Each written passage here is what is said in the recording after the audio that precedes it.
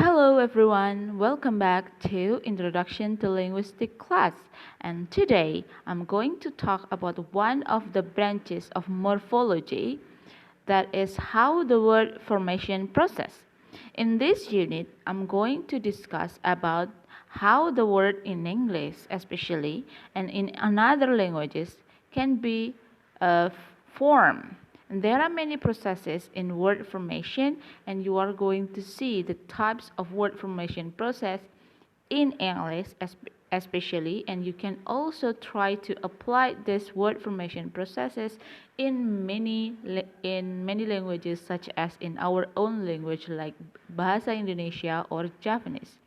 In the end of the class, I hope you can give some more example about the type of word formation process. Alright, word formation process is also an etymology. So word formation process is also called etymology, that is the study of origin and history of the word. And it deals with the ways in which word can enter a language. It refers to all process connected with changing the form of the word or process of creation of lexical unit. So word formation is also etymology, in which it studies the origin and also the history of the word. How some word can enter into a language. For example, the word television is actually not Indonesian word, but it is an English word, and then it has become in televisi in Indonesia. And how this television become televisi in Indonesia? This is what we call as a word formation process. Another example is the word kursiun from Arabic language become kursi in Bahasa Indonesia. Another example may be spoorwagen from Dutch or from Netherlands language and become spoor for the train in Indonesia. I mean spoor for Bahasa Indonesia. In Bahasa Indonesia we call train as a kereta. Tetapi kalau bahasa Jawa, spoor itu maksudnya adalah kereta, ya kan? Dan itu sebenarnya adalah bahasa serapan dari bahasa Belanda, spoorwagen. There are many Dutch words coming to Indonesia, coming to bahasa Indonesia, and there are many English word and also Arabic word become Indonesian language by some modification and by some word formation process, and we are going to look at some of the type of this kind of word formation process. Alright, and there are many type of word formation process you can see here. So you have coinage, you have borrowing, compounding, blending, clipping, back formation, conversion, acronyms, derivation. From this auto type of etymology or word formation process, I believe you have some familiarity with some words. For example, acronyms. Acronym is, what is it? Can you think of what is acronym? And there is a word borrowing. It means maybe it is borrowed from some other words from other languages to some language. So we are going to talk about that. Yeah. First one, we'll talk about coinage. Coinage is the invention of totally new terms. So in coinage, you are inventing a new term, a new word for something. In this process, a complete new word is added. And the most typical sources are invented trade names for commercial product that becomes general terms. For example, Googling. You do not have the word Googling before. Yahoo, Honda, aspirin, Vaseline, zipper. So in coinage, you are inventing or you are forming a new terms from a general terms. as mostly it is from commercial products. Like for example, skincare. No, skincare is already there. Um, Honda, before you have not the word Honda, but then Honda is not only refers to the name of motorbike, but Honda refers to all motorcycle, especially in Indonesia. Jadi kata Honda itu tidak hanya merujuk pada merek motor yang bermerek Honda, tetapi Honda itu merujuk pada semua jenis motor. Misalnya, ibu saya baru beli Honda, mereknya Suzuki. So Honda di sini tidak merujuk pada merek motor tersebut, tetapi Honda merujuk pada seluruh jenis motor. There are many other examples. For example, sarimi. Sarimi itu merujuk pada semua bentuk mie instan di Indonesia. Can you give another example of the coinage? And the root is normally the new word, and later on other affixation can be added. Sometimes these lexicons also get the status of common noun, like surf for all detergent. In Indonesia, maybe rinso. Rinso is refers to all kind of washing. So rinso merujuk pada semua jenis deterjen kalau di Indonesia ya. Colgate untuk pasta gigi, tapi kalau di Indonesia bukan Colgate tapi Pepsodent. Saya mau beli Pepsodent meskipun mereknya adalah Ciptaden atau yang lainnya. Kemudian googling itu baru dan maknanya adalah searching atau eBaying. eBaying itu dari kata eBay.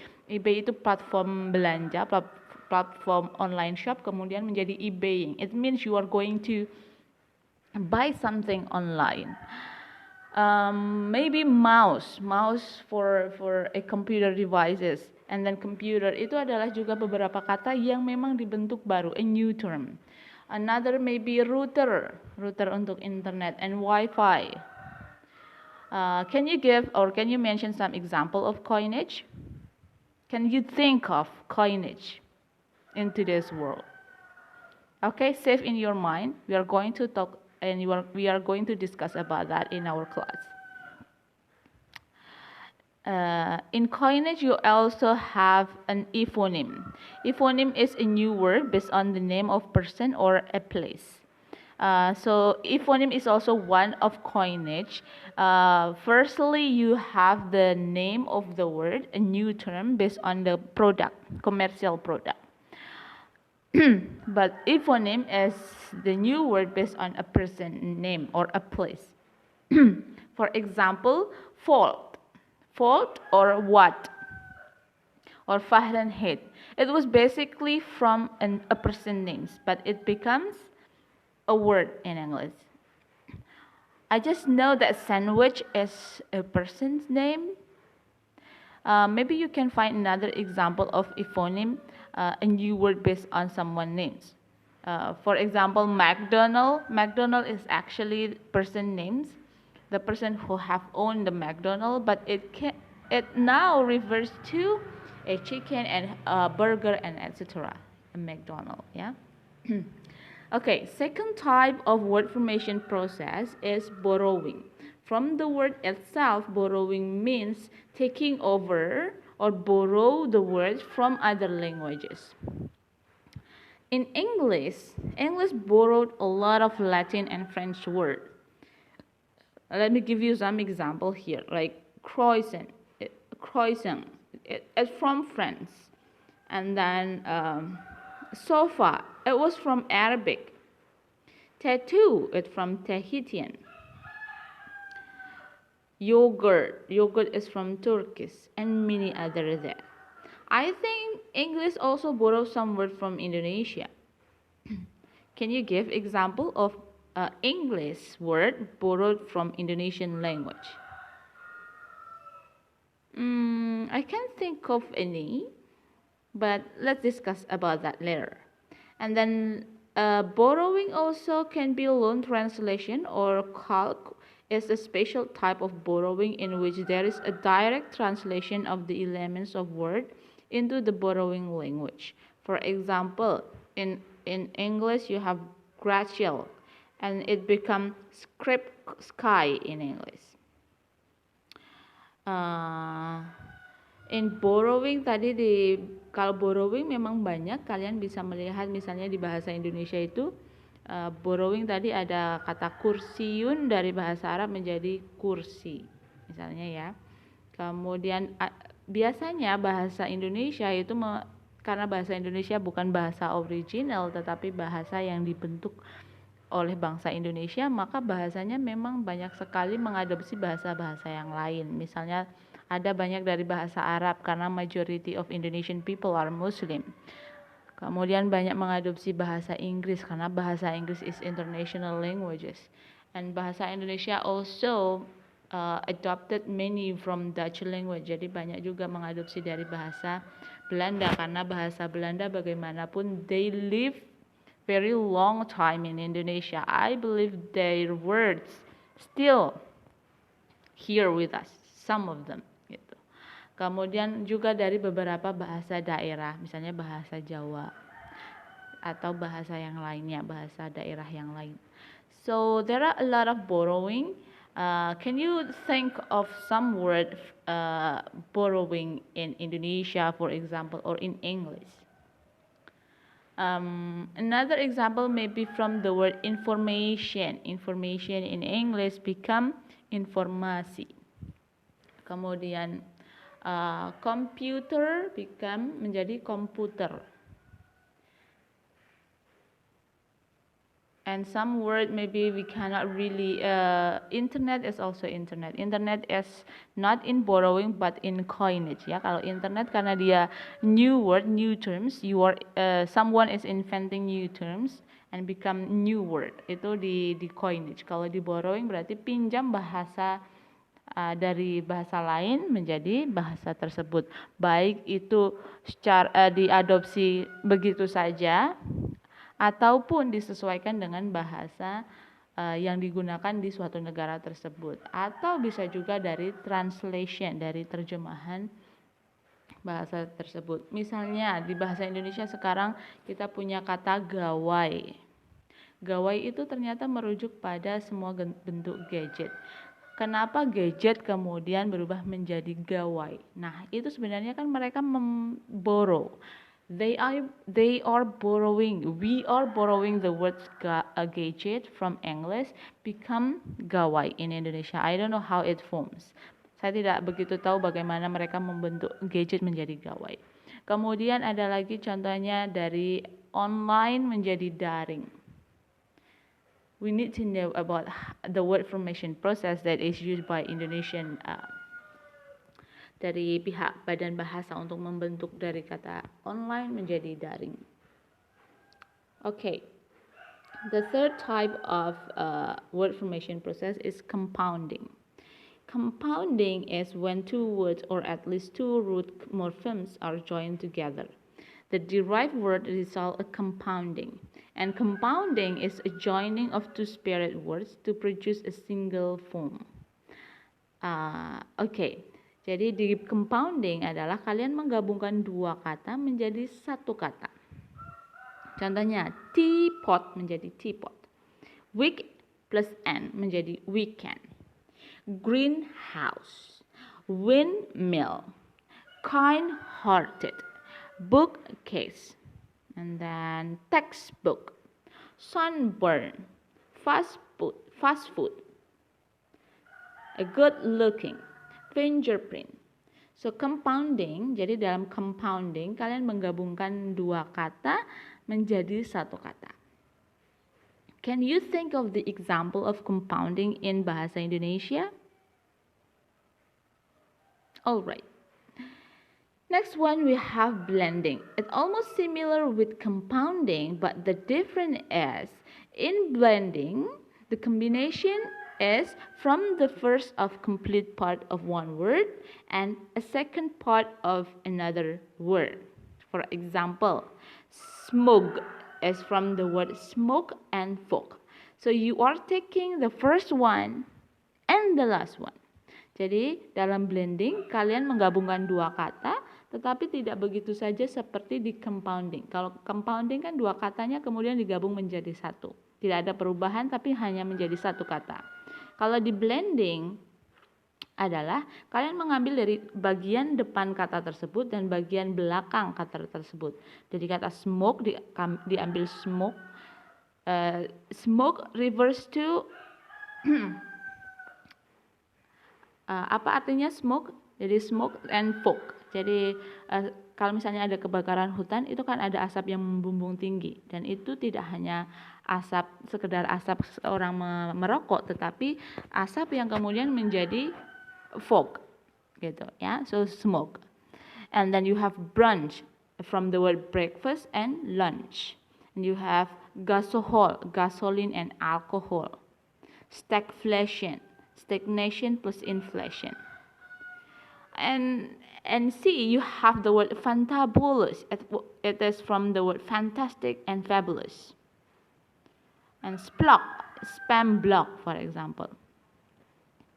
And then you have blogarity, blog and celebrity. Now you have celebgram, YouTuber. Yeah. And then you have motor and hotel. Telecast, television and broadcast. Infotainment, information and entertainment. Oke, ini blending, bagian depan dan bagian belakang. Kalau kata cilok, apakah masuk dalam blending? Cireng. Kata cireng, apakah masuk dalam blending? Cilok digoreng. Yes, it is blending. Cireng adalah salah satu contoh blending. Can you mention of the example of blending? Great. Now you have clipping. Clipping is shortening a word by deleting one or more syllable. Clipping artinya kalian memotong salah satu atau lebih syllable dari suatu kata. Misalnya, facsimile menjadi fax, profesor menjadi prof, and then advertisement menjadi ad. There are a lot of examples maybe in clipping. Can you mention that? Okay. Next one, there are many types of clipping. The first one is back clipping, forward clipping, and also middle clipping. Back clipping is shortening the back part of the word. Jadi kalau back clipping itu yang dihilangkan di bagian belakangnya. For example, tadi advertisement.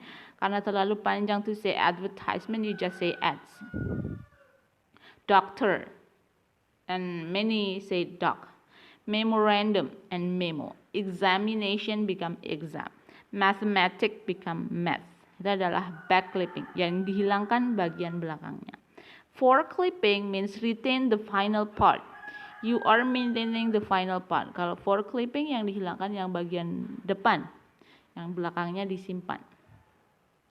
For example, the word phone from telephone. Gator from alligator. Pike from turnpike. And middle clipping. Middle clipping is you are taking the middle of that word. For example, flu from influenza. Okay, a particular type of reduction favored in Australian and British English produces form technically known as hypocorisms. In this process, a longer word is reduced to a single syllable, then Y or EA is added to the end. This is the process that results in movie pictures. And for example, telly from the word television. It is usually in Australian language, yeah. Telly for television. Jadi, and then it has also produced Aussie for Australian. Barbie from barbecue. So when they say let's have some Barbie this weekend, it doesn't mean that you are going to play Barbie with them, but you are going to have a barbecue. And bookie for bookmarker, brekkie for breakfast. Have you had brekkie? Had your brekkie, for example, in Australia? Yeah, this is Australian English. hanky for handkerchief. So this is kind of words that is used only in certain part of the world. In Australia, for example, Aussie, Barbie, bouquet, and brekkie. Maybe if you are going to use these words when you are talking to a British people, maybe they don't really know. But when you are talking to an Australian person, they are going to understand that you are saying when you are had your brekkie. This means had your breakfast. Yeah, I had my brekkie, for example. Oh, let's watch some telly, for example. Yeah, this is the type of clipping. I'm going a little bit fast. Okay, back formation. Next one is back formation. Here, the direction of derivation is inverted. The less complex word is derived from the more complex word by omitting the end of the word. Typically, a word of one type is reduced to form a word of another type, usually a verb. For example, here, jadi kalian menghilangkan bagian belakangnya ya, back formation. Babysitter menjadi babysit, donation menjadi donate, and usually ini berasal dari kata benda menjadi kata kerja. For example, donation menjadi donate, television, televate, enthusiasm, enthuse, emotion, emote. Ini adalah perubahan kata dengan cara menghilangkan bagian belakang yang biasanya mengubah jenis kata tersebut dari kata benda menjadi kata kerja. Information menjadi inform dan sebaliknya ya. Okay, and then you have conversion. Conversion is a change in the function of a word, as for example when a noun comes to be used as a verb without any reduction. It is also called category change or functional shift. The conversion process is particularly productive in modern English, with new uses occurring frequently. In English, a table is noun and it becomes two table. Two table mean to have a meal, yeah, to have a food together. Ya, jadi table itu kan kata benda, tetapi kemudian menjadi verb. To table maksudnya adalah untuk makan bersama, gitu. And then chair itu kan kata benda, noun for kursi. Kemudian menjadi to chair. To chair di sini maksudnya adalah tidak membuat kursi, tetapi to chair adalah untuk mendudukkan seseorang. Misalnya, I want to chair Jokowi as the President of Indonesia. Artinya kalian ingin memilih Presiden Jokowi, ingin mendudukkan beliau menjadi presiden. Gitu, ya. Okay, and then you have acronyms. Acronyms are new words from the initial letters of set of other words. Jadi akronim itu adalah singkatan, ya. Singkatan. Contohnya NASA, National Aeronautics and Space Agency, or UNICEF, United Nations International Children's Emergency and Fund, and UNESCO, United Nations Educational, Scientific and Cultural Organization. This is some of the example of acronyms. Jadi acronyms adalah singkatan dari letters, dari huruf, ya. And acronyms, jadi acronyms itu ada beberapa sangat distinct and are pronounced distinctly. Jadi ada yang namanya abbreviation atau singkatan, misalnya tadi ada BBC hanya dari hurufnya saja, British Broadcasting Corporation, VOA, Voice of America. Kemudian akronim juga bisa digunakan as a word containing only typical letters as in NATO, ya. Jadi bisa digunakan sebagai kata. Kemudian as a combination, pronoun as a word containing non-initial letters, and as in amphetamine. It is actually from alpha-methyl phenethylamine. Kemudian shortcut incorporation into name, misalnya World Wide Web Consortium menjadi W3C for example. Other example of acronym, contoh lain dari akronim, here you can see radar is radio detecting and ranging, aka, what is aka? Okay, also aka, kemudian BTW, by the way, ATM, FYE, for example, like for your information. Recently yang terbaru ada TBH. TBH itu to be honest. I believe you have another example of acronym, baik itu di Indonesia maupun di bahasa Inggris. Misalnya LOL, loud of loud, ya.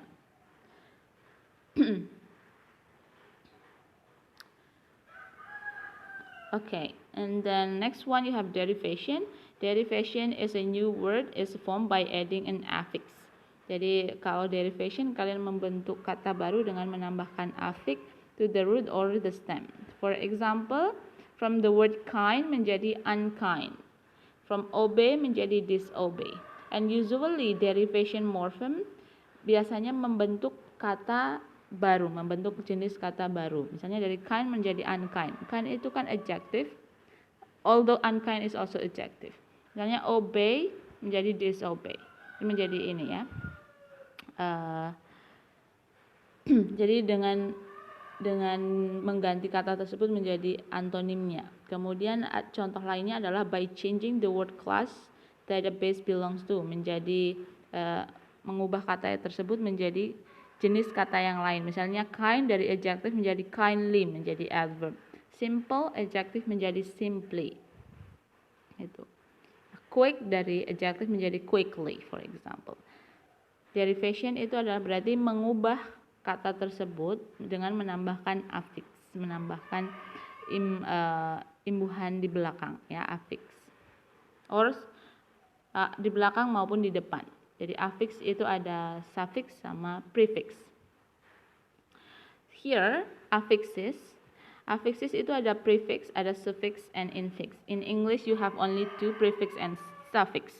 Jadi prefix adalah affix yang diletakkan di depan kata. Affix adalah kata imbuhan yang diletakkan di depan. Misalnya tadi ada dari misalnya kata believable menjadi unbelievable, for example. Communication menjadi miscommunication. Possible menjadi impossible. Connected menjadi disconnected. Suffix adalah imbuhan yang diletakkan di belakang suatu kata. Misalnya kalau di English you have less, ness, full, and ish. For example, happiness. Ya, kemudian beautiful, from the word beauty menjadi beautiful. Okay, and then infix adalah imbuhan yang diletakkan di tengah suatu kata. But basically in English you don't have infix. Tetapi di bahasa Inggris kalian tidak punya infix, tetapi di bahasa Indonesia you have infix. Yeah, so you need to remember these affixes. There is prefix, suffix, and also infix. Here are some example of derivation of noun. Here you can see it. Meanwhile, for derivation in English, for example, here there is affix and also suffixes. Look at here, for example, able, from the word adjective. Adjective, for example, repair menjadi repairable, for example, ya. And this is some English derivational affixes. A continuation, jadi ini ada contoh lainnya. Jadi bagaimana suatu kata itu kemudian dibentuk dengan menambahkan suffix and also prefix. Okay, I think those are all the materials about word formation process that I shared to you. So basically, you need to remember this type of word formation process. So you have coinage, borrowing, compounding, blending, clipping, back formation, conversion, acronym, and derivation. Now think of yourself of the example of this kind of word formation process. Thank you very much for watching. If you have any question, drop your question and comment in the comment box. Thank you very much and see you next time. Bye-bye.